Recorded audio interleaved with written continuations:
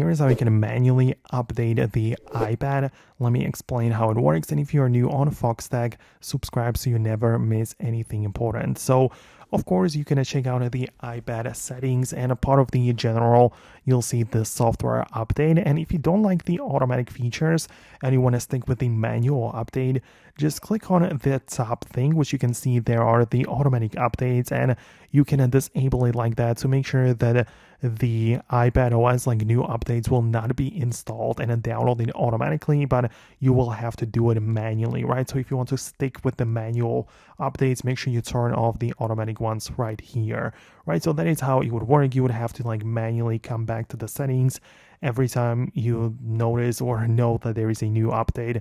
You'll be able to click on it manually and install it like that.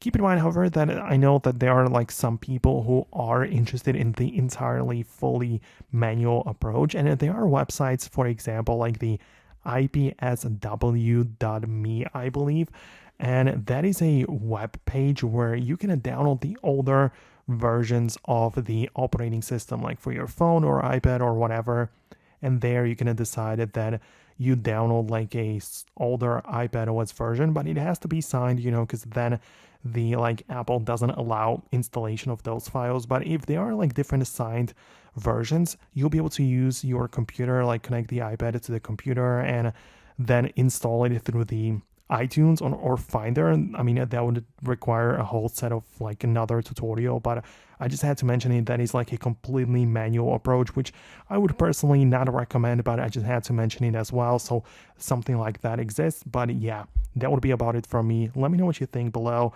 Subscribe for the next tutorials and videos like this one, and I'll catch you later. So thanks a lot, and I'll see you then.